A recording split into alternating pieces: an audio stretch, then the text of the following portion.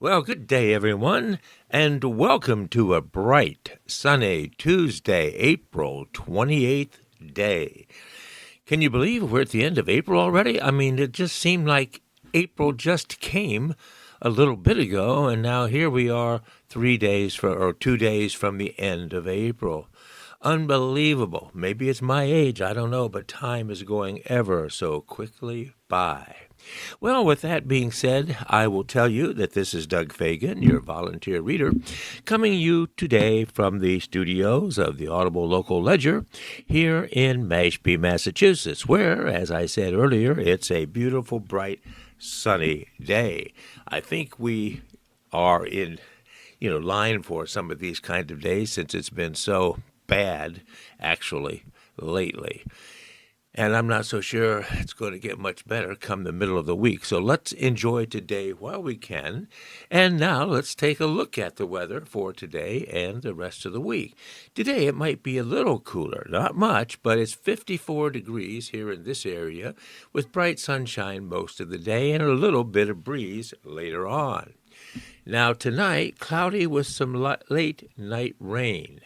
And then Wednesday, again, 54 degrees, same as today, a low overnight at 47, and it's going to be cloudy with a shower or two. Same thing for Thursday morning, a shower or two, and then more significant showers Thursday. So Thursday's going to be kind of a rain out, I think, for all of us. Friday, Mr. Sunshine returns again, mostly sunny and breezy. And then Saturday, a high of 53, a high Friday of 55. And Saturday's going to be partly to mostly sunny as well. So for those of you who need to get out and about and do some errands, today is a perfect day to do that, as will be Friday and Saturday, that is, if you're trying to avoid the rain. Okay, taking a look at some high temperatures now, if you will, around the South Shore and the Cape, starting first with Plymouth, where we have a high today of 51, Buzzards Bay 56, Wareham 57. Now we cross the Bourne Bridge, which is going to be under repair and one lane for quite some time, up until May 30th or so, they say, May 20th or 30th. So if you're headed that way on the Bourne Bridge, be alert to one-lane traffic each way. Anyhow, we cross the canal and into Sandwich. We have 54, same at Falmouth, Mashpee 53, Barnstable 53. Hyannis has a high today of 54, Dennis 52, Brewster and Chatham 52. Same with Eastham, Truro, and out of Provincetown, 50 degrees at Race Point Light. Water temperature, Cape Cod today, still advised against swimming, folks, only 45 degrees with wave heights minimal 2 to 4 feet.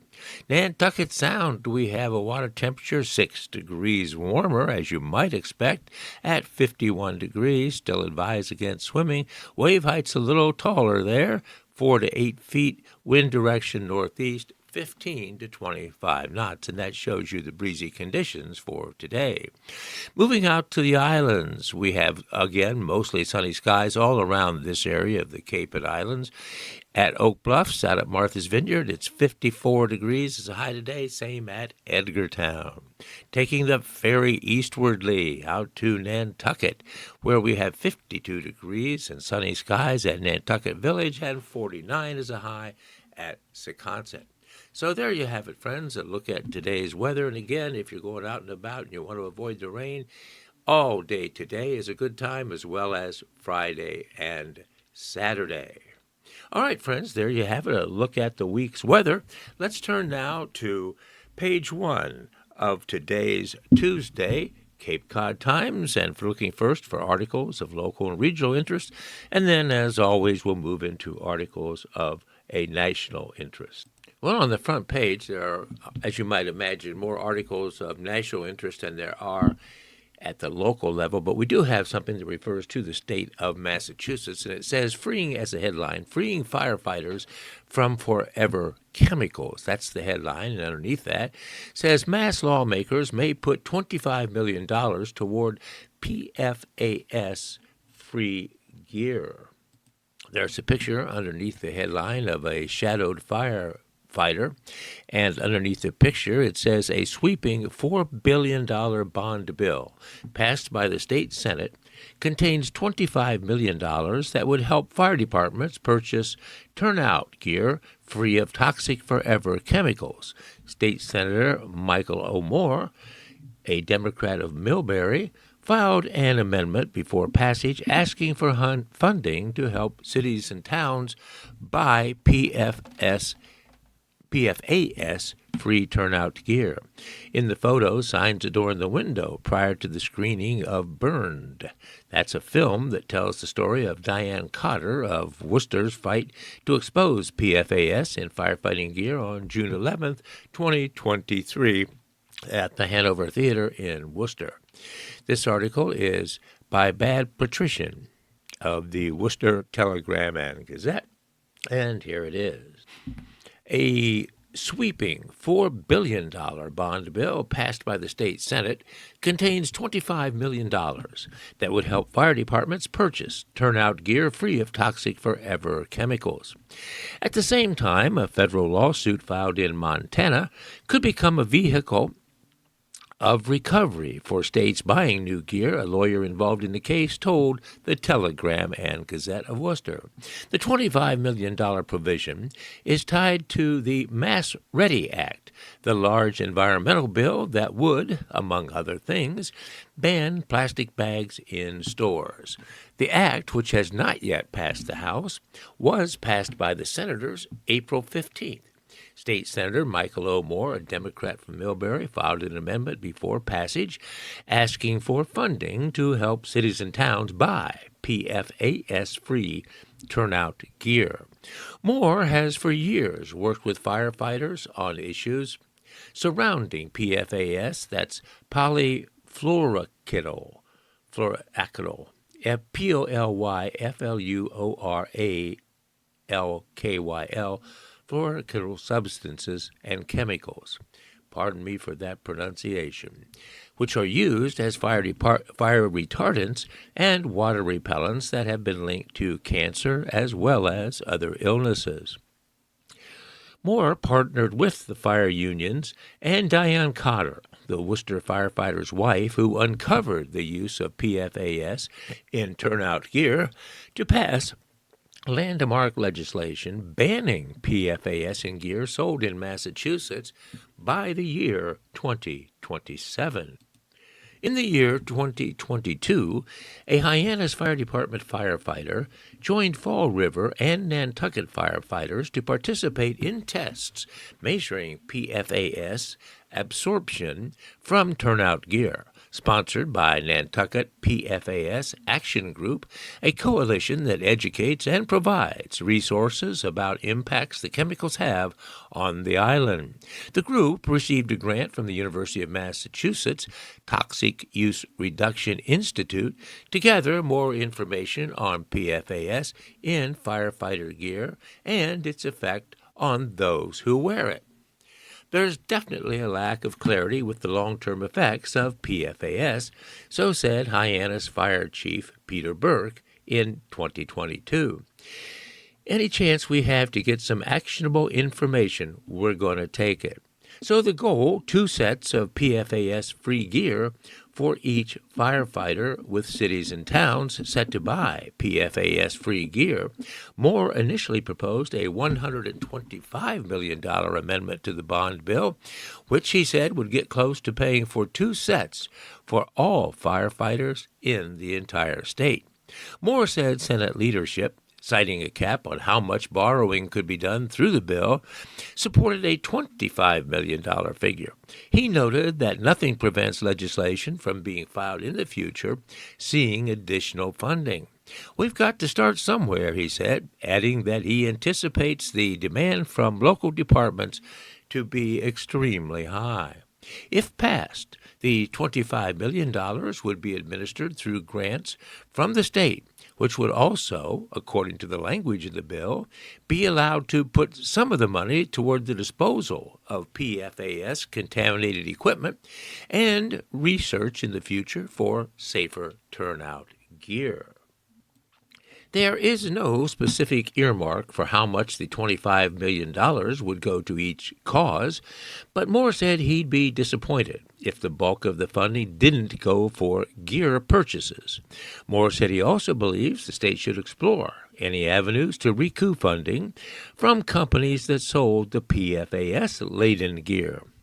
So a request to Attorney General Campbell in 2023 is a statement leading us into our next paragraph. Moore and other lawmakers asked Attorney General Andrea Campbell in 2023 to join civil lawsuits regarding PFAS or to investigate gear makers and chemical companies for deceptive trade practices. Campbell's office has thus far not announced any such actions. Moore told the T&G her office assured him it was confident Massachusetts would be covered in any significant class action litigation. He said he'd like to see a proactive approach instead. I think it's a mistake for the state if we don't sign on to any of these lawsuits that would allow Massachusetts to get reimbursed for any expenses related to PFAS contamination or remediation, he said. So PFAS litigation reaches across the country. PFAS litigation has exploded nationally, and a federal lawsuit in Montana appears poised to become the main potential avenue of recovery for cities and towns buying PFAS-free turnout gear. Cities and towns from 5 states, including Connecticut, have signed on to the lawsuit, which aspires to be a class action representing firefighters in 50 states. Jennifer Sclair, a partner at Silver, Galliub & Title, LLP, a Connecticut law firm pursuing the case, told T&G that the plaintiffs ultimately seek 2 pairs of PFAS-free turnout gear for every firefighter in the country.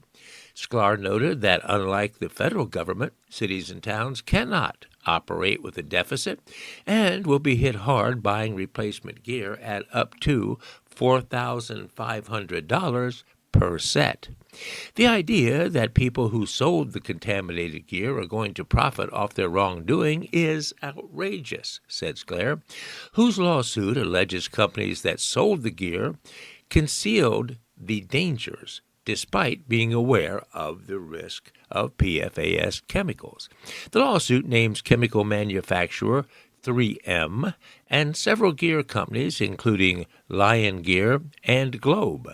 One of its legal theories involves the Racketeer Influenced and Corruption Organization Act, which is better known as being used in criminal cases against the mafia.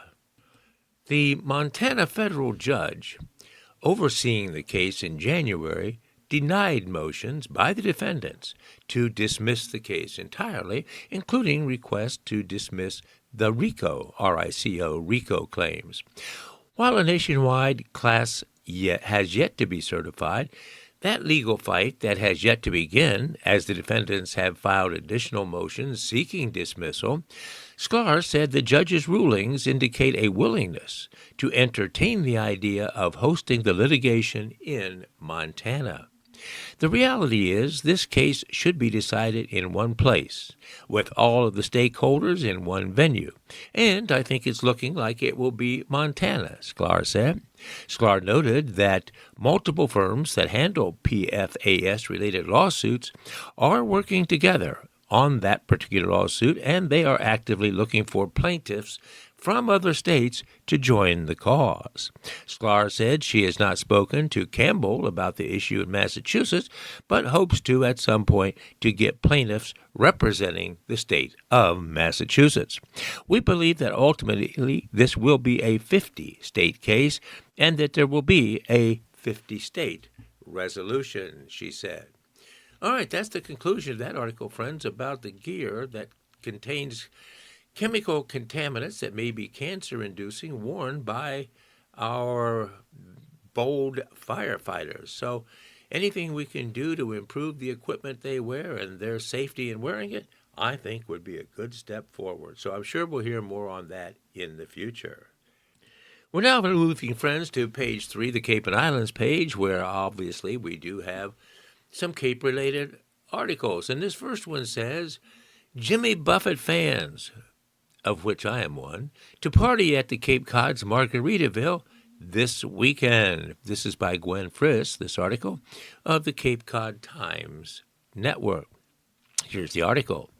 Jimmy Buffett fans, parrot heads, and some of their pets are heading to Margaritaville Resort in Hyannis for the second annual Escape to the Cape. We are a family-friendly event, and we encouraged all ages to come. We're trying to keep Jimmy's dream alive by keeping the party going, said Vincent McQueen, co-chair of the Northeast Regional Parrot Head Convention. This year's event, from April 30th through May 3rd, starts with a pre-convention party with Island Vibes music that's open to all at no charge, whether or not they are registered at the Parrot Head Convention. The pre-party is 7 to 10 p.m. this Thursday, April the 30th, in the resort's Land Shark restaurant, where people can buy dinner and drinks off the menu, McQueen said. Part of keeping Buffett's dream alive is for the annual gathering to, quote, party with a purpose, end quote, meaning that the group raises money and physical donations to distribute to local nonprofits. Our debut year at the Margaritaville Resort was an incredible success. We raised over $18,000 for local charities, including Veterans Outreach for the Cape and Islands, Race Point Lighthouse, and Cape Kid Meals.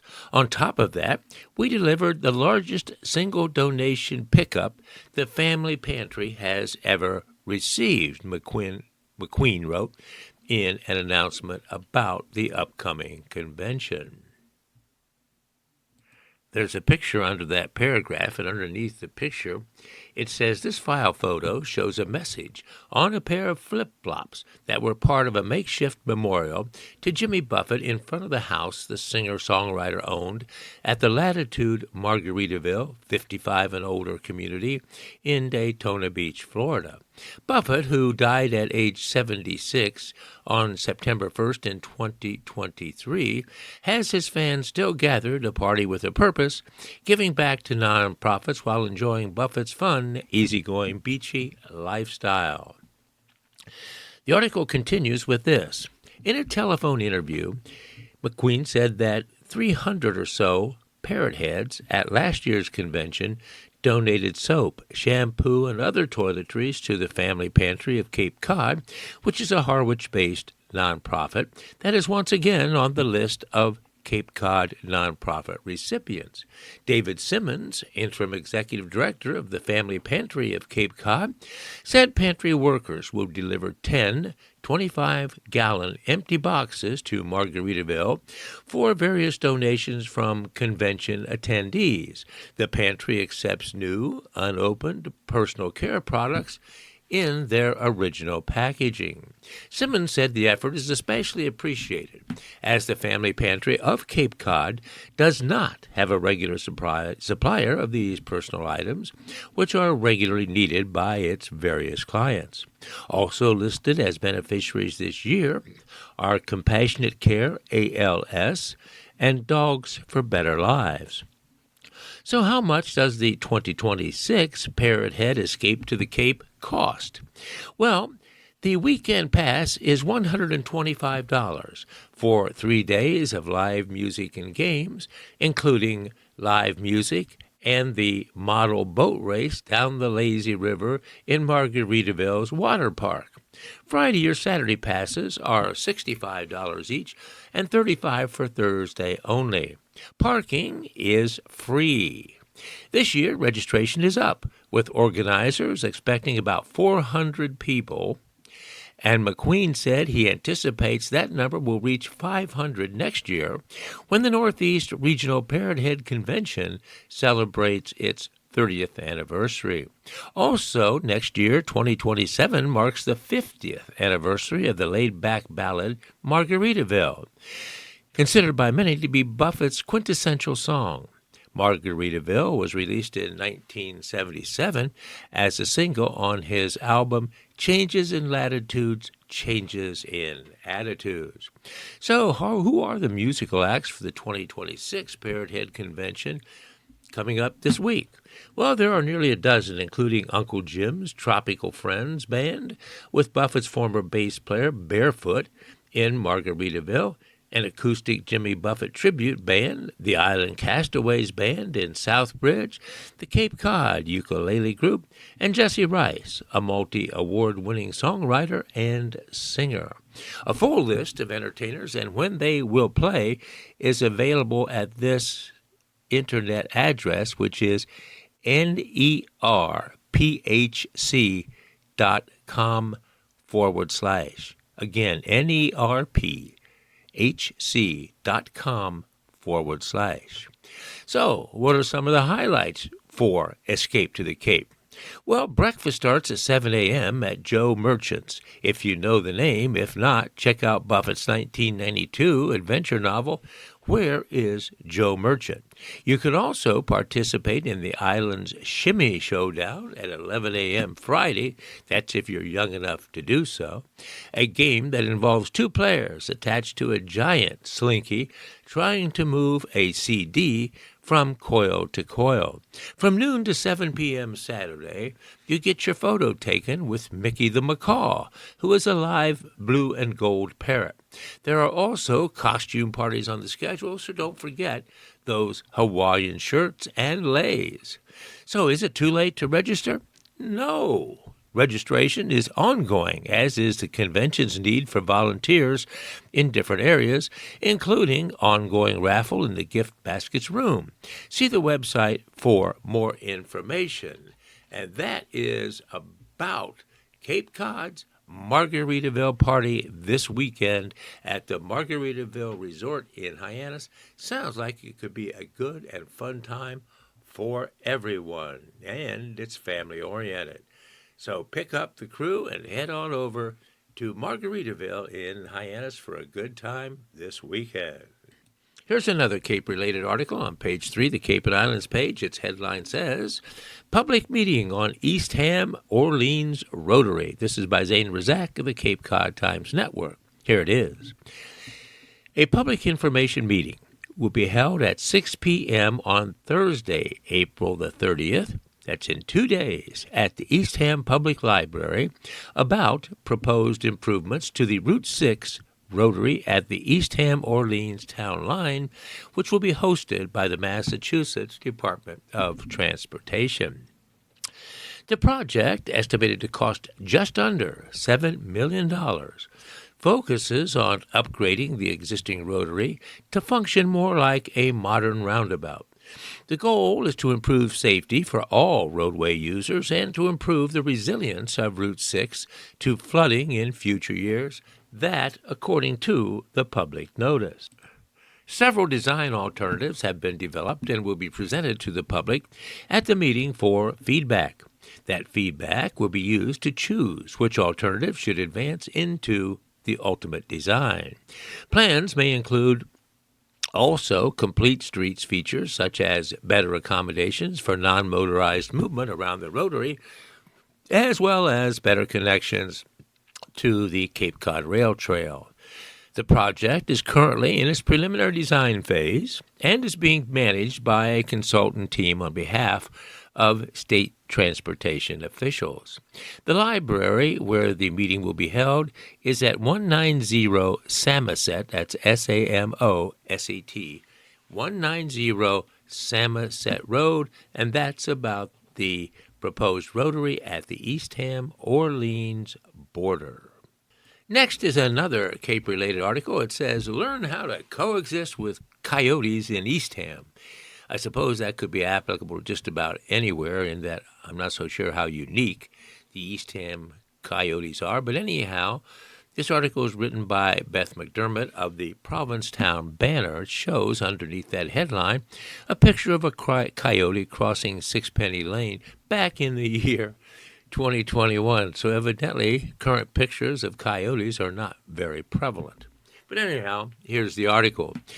Eastham Public Library is set to host an educational session on coexistence with coyotes.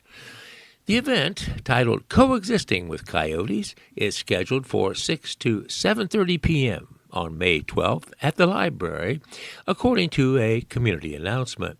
It will feature Wild Care Executive Director Stephanie Ellis, who is Eastham's Natural Resources Officer, and Animal Control Officer Emily Dykstra, and Eastham Dog Owners Board member Tracy Plantier. The session aims to provide residents with information on how to keep their pets safe and how to be coyote smart while out walking or encountering a coyote around their homes. Eastern coyotes are frequently seen in Cape Cod and the surrounding areas, which most of us already know.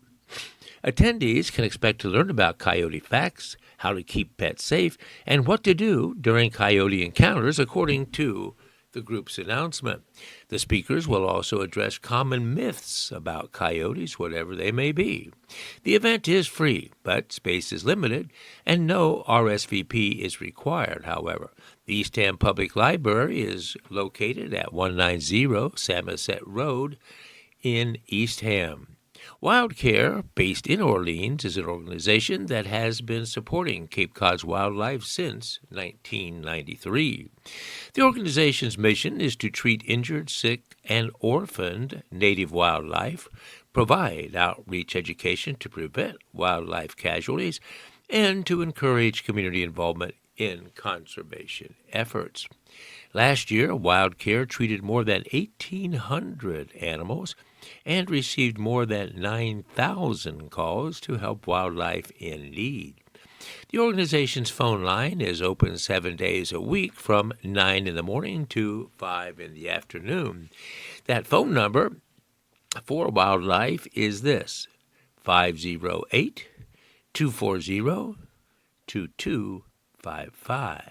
Again, wildlife phone number, if you encounter an injured wildlife of any sort and you wish to call them, is 508-240-2255. The Eastham Dog Owners Association advocates for dogs and their owners in the Eastham area. The Eastham Natural Resources Department's mission is to preserve, protect, and enhance the natural resources within the town, as well as to provide education to the public. All right, there you have it. Learning how to coexist with coyotes, and that meeting will be held on 6 to 7:30 p.m. May 12th at the library there in Eastham. All right, friends, we are moving on. Well, if you listen to the national news these last couple days, you're aware that a crew member fell from a cruise ship off Cape Cod a couple days ago, and this next article references that particular situation. According to the U.S. Coast Guard, this headline says, the search ongoing off Wellfleet for cruise ship crew member. This is by Zane Razak of the Cape Cod Times Network. A search underway for a crew member who fell from a ship off the eastern coast of Wellfleet late Saturday night is ongoing but near completion, according to the U.S. Coast Guard. Coast Guard Sector Southeastern New England received a report from the C/S Norwegian breakaway ship that a crew member was seen falling from a ship on a security camera, the U.S. Coast Guard said this past Sunday. The incident occurred about 12 miles east of Wellfleet. The cruise ship returned to the last known location of the person and deployed its rescue boat and life rings. A Coast Guard MH-60 helicopter arrived to help with the search around 1 a.m. in the morning. A crew from the Coast Guard's Provincetown station was also offering assistance. On Sunday morning, an HC-144 aircraft took over the aerial search, said the U.S. Coast Guard, and was searching with Station Provincetown crew. The United States Coast Guard has taken over the search and rescue operation and released the vessel to continue the voyage, said a spokesperson for the Norwegian Cruise Line. The safety, security, and well-being of our crew is our highest priority, said the line. Our thoughts are with the crew member's family during this difficult time. As of Sunday midday, the ship was docked in Boston, according to online ship locations. The cruise ship had spent the past week in Bermuda. And I think I've recently heard that search party, that search for the crew member from the ship, has now turned into a recovery operation. Doesn't look like they may find that person, but maybe they will. Well, friends, we're halfway past today's broadcast of the Tuesday edition of the Cape Cod Times for Tuesday of April, and we are going to look now at the obituaries. And we only have one today, and it's very brief. It is of Dorothy A. White, and it has a dateline of Camaquid. Here it is. Dorothy A. White, age 93, of Braintree and Camaquid, passed away on April 25th of 2026. She was the beloved wife of the late Frank C. White.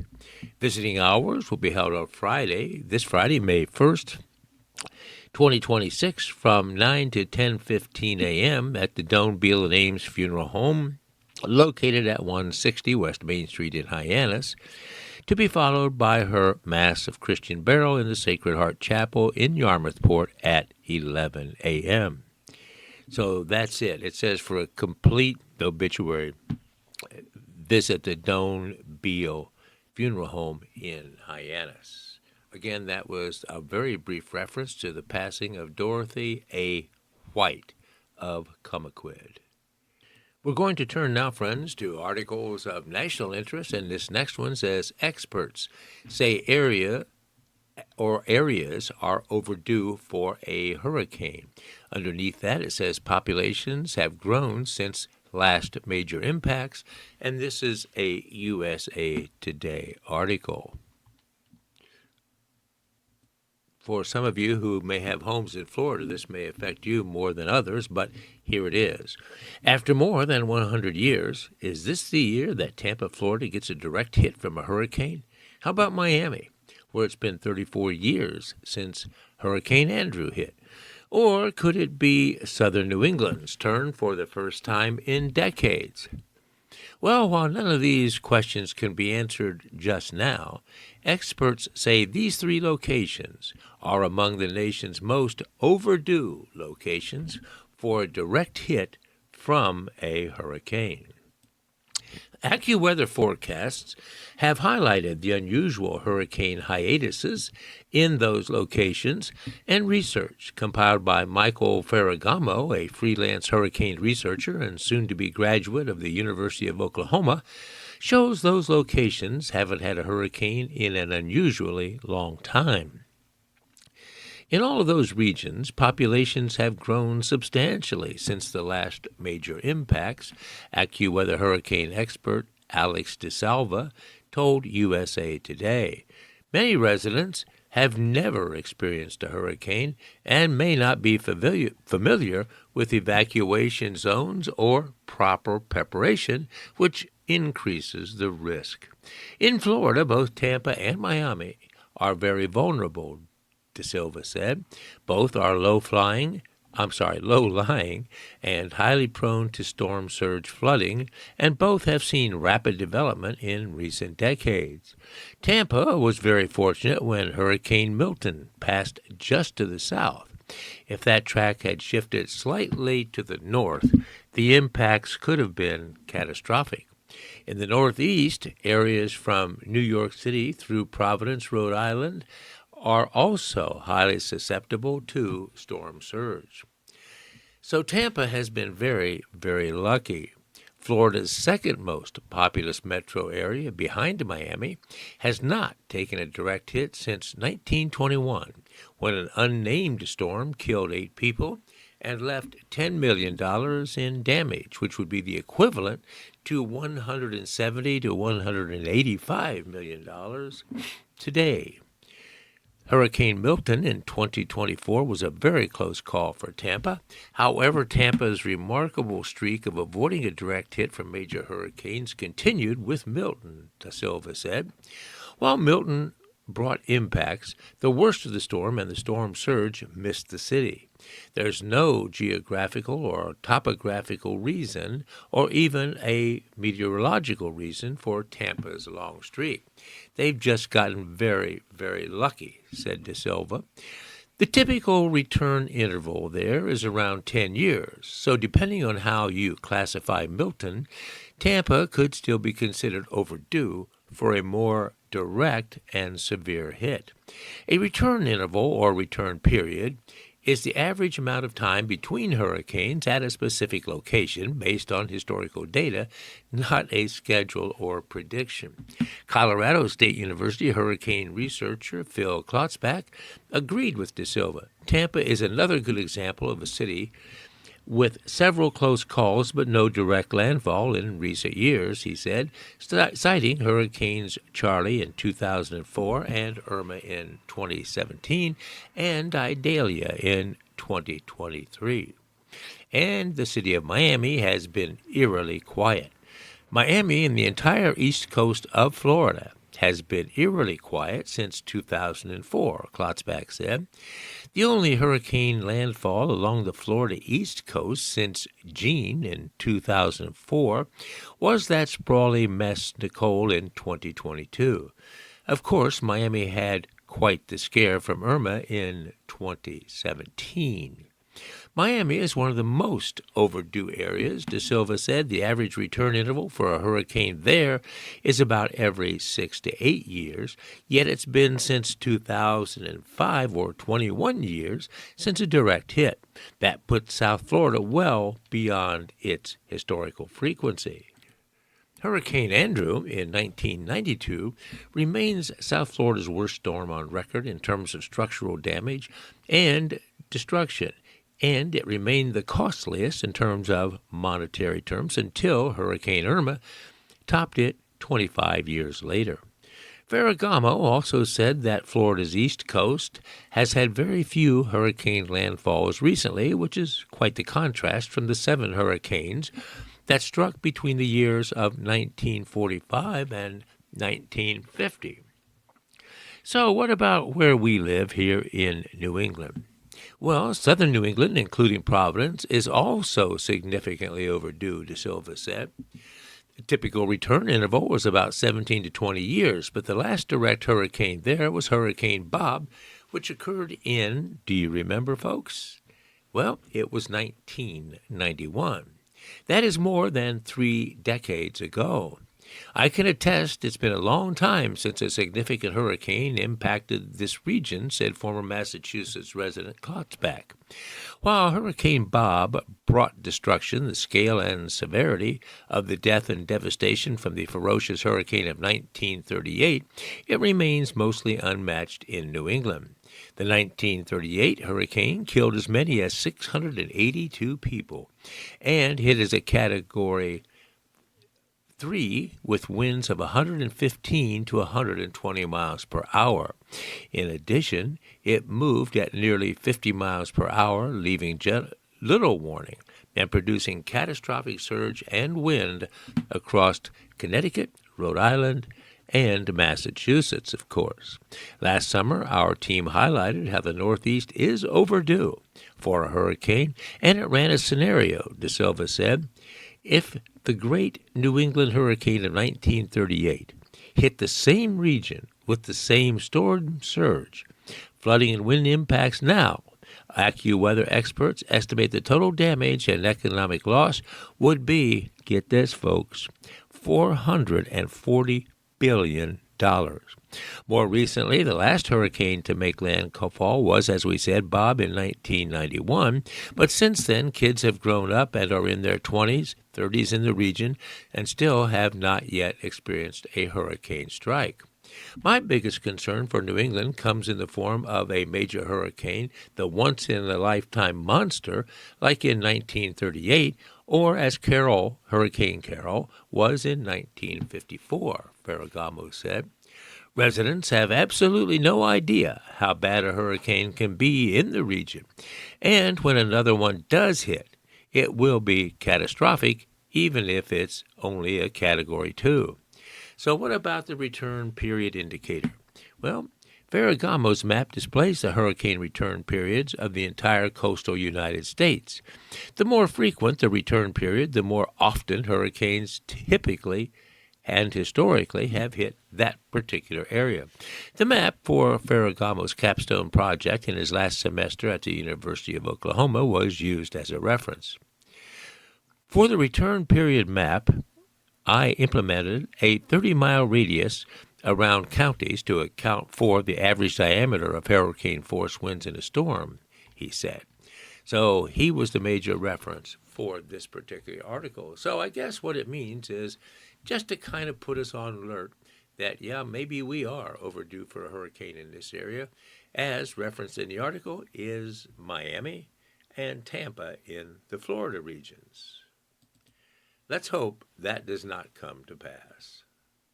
Well, as most of you know, and for those of you who are especially interested in the National Basketball Association, you know that the playoffs are undergoing at this particular time, and the Celtics are currently playing the Philadelphia 76ers, and of course are favored. So let's take a look at the update of those particular situations. And it says here the Celtics have a chance to finish off the 76ers. Here's the article. The Boston Celtics can close out the Eastern Conference first-round playoff series with the visiting Philadelphia 76ers in Game 5 Tuesday night. That's tonight.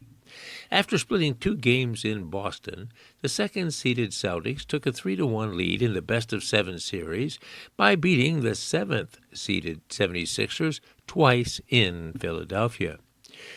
Played another about as bad as you can play game, said Philadelphia coach Nick Nurse, following Boston's 128-96 victory in Game 4.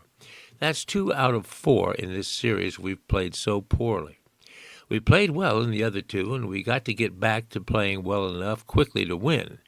Got to get one game at least. Philadelphia can point to defending the perimeter as one of the must-fix items on the 76ers list in order to stave off elimination, which they probably will not do.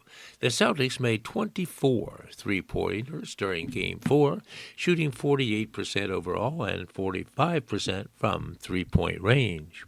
Peyton Pritchard, Boston's backup point guard, made 6 of 12 three-pointers and tossed in 32 points in the Game 4 victory. Pritchard was 2 of 13 from three-point territory in the first 2 games of the series and then made 5 of 10 three-pointers in Boston's Game 3 win. So he's shooting very well from three-point range, nearly 50%. I don't know if I saw anything different, Pritchard said. It's just more playing with that aggression, playing with that spark. I felt it in Game 3. I was telling some of the coaches I thought it was a step in the right direction as far as my aggression and getting my rhythm back.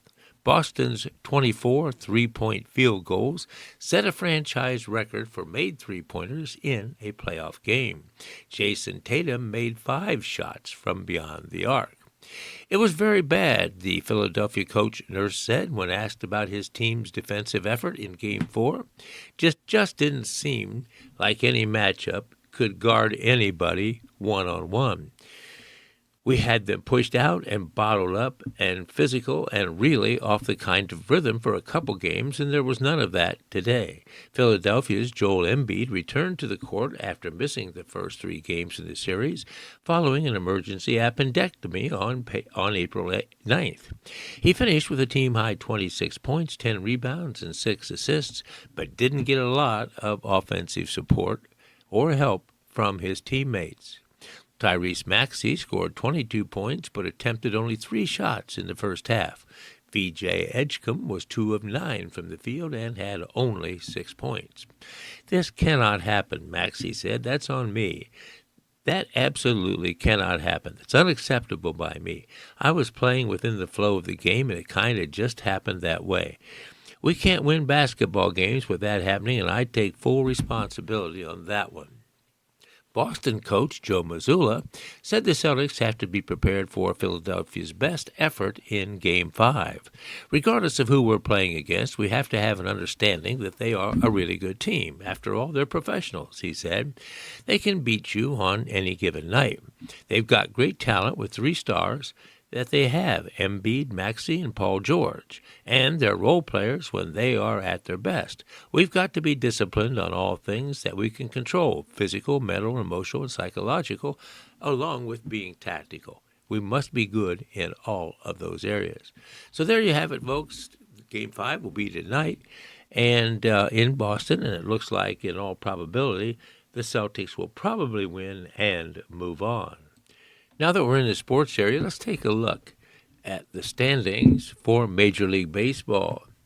First of all, in the American League, where your beloved Red Sox play, well, friends, they're not off to a very good start. In fact, they are in last place in the Eastern Division, and they are a full 7 games behind even at this early stage of the season. As usual, the Yankees lead the division the East Division, that is, with a record of 19-10, and they are 1.5 games ahead of Tampa Bay, who is in second place. Baltimore and Toronto, along with the Red Sox, continue their surge to the bottom of the pack. In the Central Division, Detroit leads Cleveland by a half a game, and those teams are playing at a basically 500 rate. Detroit is 15-14. The Guardians, hard to say Guardians instead of Indians, of Cleveland are 15-15, only a half a game behind Detroit. In the Western Division, the Athletics surprisingly lead that division over Texas by a game and a half, and the Houston team is in last place. In the Eastern Division of the National League, Atlanta leads that game, and that division is starting to pull away from Miami already. Miami and Washington are tied for second place, 7 games behind. In the Central Division, a close race there between the Cincinnati Reds, who are in first place, and the Chicago Cubs, who are only a half a game behind. And as always, the LA Dodgers are leading the Western Division. However, they are closely trailed by the Padres of San Diego by only 1/2 game. All right, there you have it, a look at the standings in Major League Baseball. All right, friends, let's take a little diversion from the articles and take a look now at the lottery results. First, looking at the 2 big ones. Mega Millions, which has a current jackpot of $163 million. And Powerball, which has a current jackpot of $143 million. First, Mega Millions. The next drawing will be today at 11 o'clock this evening. The most recent winning numbers were drawn this past Friday, which was the 24th of April, and here are those numbers that were the winners. 7, 16, 32, 35, 40, and a mega ball of 12. Again, last Friday's winning number is 7, 16, 32, 35, and 40, with a mega ball of 12 in the Mega Millions. Moving now to Powerball, current jackpot $143 million. The winning numbers drawn yesterday were these: 18, 31, 33, 36, 62, and a Powerball of 3. 18, 31, 33, 36, 62, Powerball of 3, and the next drawing for Powerball will be held tomorrow at 11 p.m. The Millionaire for Life drawing, the next drawing will be today at 11:15 this evening. The most recent winning numbers were these from yesterday, the 27th of April. 4, 15, 19, 2131, and a Million Mayor for Life ball of 4. 4, 15, 19, 21, 31, Millionaire for Life ball. Mega ball of 4. Mega Bucks, 16.3 million is the jackpot. The next drawing will be tomorrow at 9 p.m. The most recent winning numbers from yesterday, Monday, were these: 2, 17, 22, 29, 31, 33. Megabucks 2, 17, 22, 29, 31, and 33. I'm sorry, that last number was, yes, 33. Now looking at the wheel. Hot numbers, cold numbers. I never heard of this game before, but the wheel. The hot number winners were 13, 4, 8, 11, 23. 13, 4, 8, 11, and 23. And finally, Mass Cash. The midday drawing yesterday, the winners were these: 3, 6, 10, 17, and 32. 3, 6, 10, 17, 32. And the evening drawing for Mass Cash, again yesterday, 8, 13, 14, 21, 35. 8, 13, 14, 21, 35 for the evening drawing yesterday, winners for Mass Cash. Here's an interesting summation. It says, as a headline, as a poll, Americans support birthright citizenship. This is a Reuters news agency with a dateline of Washington, D.C. Here's the article. A majority of Americans believe all babies born in the country should automatically be granted citizenship, according to a Reuters Ipsos poll carried out as the U.S. Supreme Court prepares to rule on Trump's effort to end the practice which is guaranteed by the Constitution. The High Court is poised to rule in the coming weeks on a range of issues, from immigration policy and transgender rights to rules on how to count mail-in ballots that could help define the Republican president's legacy and set key rules for the November 3rd midterm elections. The poll, conducted nationwide on April 15th through the 20th, found that 64%, or roughly 2 out of 3 Americans, oppose ending birthright citizenship, while 32% support scrapping it, as Trump ordered in January of 2025. Trump's executive order was challenged in court, and Supreme Court justices are expected to rule by the end of June in what will be a landmark civil rights case and a test for Trump's hardline immigration agenda. The High Court, which has a 6-3 conservative majority, appeared unlikely to side with Trump during an April 1st oral agreement. Public perception of birthright citizenship is split along party lines, the Reuters Ipsos poll found. Only 9% of Democrats think the policy should be scrapped, but Republicans are divided, with 62% supporting an end to birthright citizenship and 36% in favor of keeping it. In other cases, out of Idaho and West Virginia, the court is expected to allow states to pass laws restricting participation in women's sports by transgender athletes. The Reuters Ipsos poll found a broad support for restrictions on transgender girls and women competing in women's school and college sports, a topic that's grown into a political flashpoint. About 67% of survey respondents supported banning transgender people, that would be the male to female component, from competing in female school sports. 92% of Republicans said they supported such bans, compared with 44% of Democrats. The court will also weigh in on whether states can count mail-in ballots that are postmarked by Election Day but are received days later. Some 65% of respondents said they back counting mail-in ballots that are postmarked by Election Day, even if they arrive a few days late.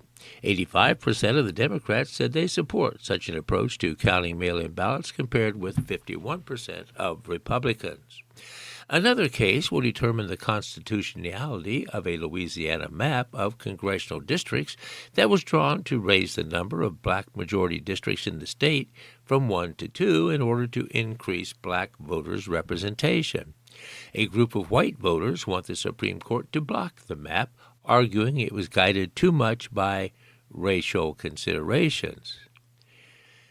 Some 75% of poll respondents, including 65% of black respondents, said race should not be considered when drawing congressional maps. But about 5 in 10 respondents and 6 in 10 black respondents said they thought communities that share characteristics, including race, should be represented in the same congressional district. All right, looks like there's going to be some interesting cases in the Supreme Court this summer. We'll stay tuned to all of that, of course. One last article probably for today during our time limit. Might be kind of fun to look at this. It says gaffes have blotted the royals' visit to the United States. Oh, boy. Well, more online here. It says, get the latest news on King Charles and Queen Camilla's visit at usatoday.com. So here's something from the article. What could possibly go wrong? Well, before King Charles III and Queen Camilla's visit to the United States, set to start April 27th, which has already started, nearly every movement of their 4-day trip was planned, every remark vetted. But past royal visits to Washington have sometimes gone awry, from amorous muskrats to a talking hat. So, who's your daddy? Leads us into the next paragraph. It says, in 1951, the first time Charles's mother and predecessor on the throne stepped foot in the formal British colonies, she was a princess, dropping by to visit and charm President Harry S. Truman. After landing at National Airport, Truman accompanied Princess Elizabeth in an open presidential limousine for the ride to Blair House, the government guest quarters, where the presidential family was living during White House renovations. He took her and Prince Philip to the 5th floor to meet his mother-in-law, Madge Gates Wallace, who was 98 years old and nearly deaf and famously cantankerous. He said, "Mother, I've brought Princess Elizabeth to see you," Truman said in a near shout. Wallace had been briefed beforehand on the British elections the week before, which had restored Winston Churchill as Prime Minister, which prompted her to congratulate Elizabeth. "I'm so glad your father's been reelected," she said. Liz's smile looked this way. Well, during the visit, Elizabeth and Philip attended a reception in the grand ballroom of the Statler Hotel for some 900 journalists, including news photographers, who didn't treat her with the deference of their London cousins. "Liz," they shouted in an effort to get her to turn their way. They urged her to pose with the band leader and commanded her to smile. She took it all in stride, however, but a few days later, on a brief holiday near Quebec, she was spotted reenacting the scene, pointing her home movie camera at her husband and issuing orders in her version of an American accent. "Hey, you there!" she yelled. It was a rare glimpse of her sense of humor and gift for impersonations. "Hey, look this way a sec. That's it. Thanks a lot." That was her tone. Muskrats in love. Well, at a white tie state dinner for Queen Elizabeth II and Prince Philip in 1976, the entertainment in the East Room raised some eyebrows. Featured were the Captain and Tennille, a soft rock group who performed their hit song, Muskrat Love. The lyrics told the story of a romantic encounter between two rodents named Susie and Sam, or as the British ambassador later described it in a cable to London, a vivid electronic tone poem on muskrat courtship. And then there was the dance. Well, the dance between the Queen and President Gerald Ford. As they walked onto the dance floor in the state dining room, the Marine Band launched into the next song on his playlist, which just happened to be "The Lady is a Tramp." Oh, boy, that doesn't sound good. All right, I think that's enough of the gaffes for the state visit of the royal family of England. So let's conclude today's broadcast. This has been Doug Fagan, your volunteer reader, coming to you today from the studios of the Audible Local Ledger here in Mashpee, Massachusetts. It's been my pleasure and privilege to read for you today, and I look forward to doing the same next Tuesday. Reminder that we're heading into May, so think about a Mother's Day gift. And, of course, any gifts for graduates you may have. So until next Tuesday, when I speak with you again, stay healthy, have fun, enjoy your life, and so long for now.